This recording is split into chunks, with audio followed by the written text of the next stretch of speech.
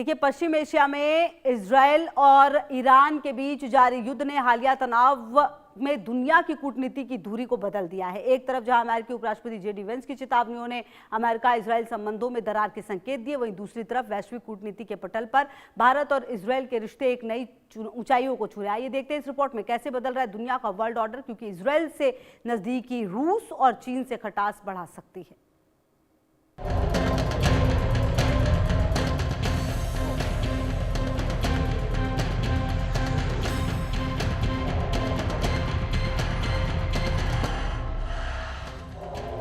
पश्चिम Asia की सुलगती धरती, आसमान से बरसती मिसाइलें और दो धुर विरोधियों की वो जंग जिसने पूरी दुनिया की सांसें अटका रखी हैं। ईरान और इजराइल के बीच छिड़ा ये महायुद्ध महज दो देशों की लड़ाई नहीं है, बल्कि यह उस नए वैश्विक महासंग्राम की नींव है जो स्थापित कूटनीति के हर पुराने नियम को ध्वस्त कर रहा है।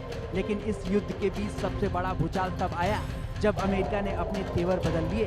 अमेरिकी उपराष्ट्रपति जेडी वेंस ने खुले तौर पर इजराइल को चेतावनी दी कि वो अमेरिका ईरान शांति समझौते की कोशिशों में अड़ंगा न लगाए। इस बयान ने इजराइल के प्रधानमंत्री बेंजामिन नेतन्याहू को असहज कर दिया। वाशिंगटन से आई इस दरार पर अमेरिकी कांग्रेस में भी तीखी प्रतिक्रिया हुई, जहां कुछ रिपब्लिकन सांसदों ने वेंस के रुख का समर्थन किया, वहीं विपक्ष और कई इजराइल समर्थक सांसदों ने इसे ऐतिहासिक अमेरिकी नीति से पीछे हटने जैसा बताया। कांग्रेस में जारी इस घमासान ने अमेरिका इजराइल संबंधों के भविष्य पर बड़ा सवालिया निशान लगा दिया है। वाशिंगटन की इस हलचल की गूंज नई दिल्ली तक सुनाई दी। भारत की मुख्य विपक्षी पार्टी कांग्रेस ने इस मुद्दे पर केंद्र सरकार और इजराइल दोनों को आड़े हाथों लिया। कांग्रेस नेता जयराम रमेश ने गाजा की स्थिति का हवाला देते हुए बेंजामिन नेतन्याहू को सीधे कटघरे में खड़ा किया। जयराम रमेश ने वैश्विक शांति के लिए नेतन्याहू की नीतियों को जिम्मेदार ठहराते हुए कहा कि गाजा में जो मानवीय संकट पैदा हुआ है उसके पीछे नेतन्याहू की हठधर्मिता है। कांग्रेस के इस रुख ने भारत की घरेलू राजनीति में इजरायल नीति पर एक नई बहस छेड़ दी है। लेकिन एक तरफ जहां इजरायल के दक्षिणपंथी मंत्रियों के बयानों से अमेरिका दूरी बना रहा है, वहीं दूसरी तरफ भारत के साथ इजरायल के संबंध और मजबूत होते जा रहे हैं। भारत ने केवल इजरायल का यह विश्वसनीय मित्र बनकर उभरा है, बल्कि संकट के इस दौर में वह कूटनीति का सबसे बड़ा ध्रुव बनता जा रहा है।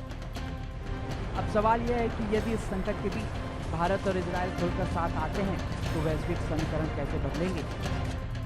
पहला समीकरण रक्षा और तकनीकी महाशक्ति, और भारत और इजरायल मिलकर मेक इन इंडिया के तहत आधुनिक हथियारों का निर्माण कर रहे हैं। इजरायल की एडवांस टेक्नोलॉजी और भारत की विशाल विनिर्माण क्षमता मिलकर पश्चिम एशिया और एशिया पैसिफिक में एक नया सुरक्षा ढांचा तैयार कर सकती है।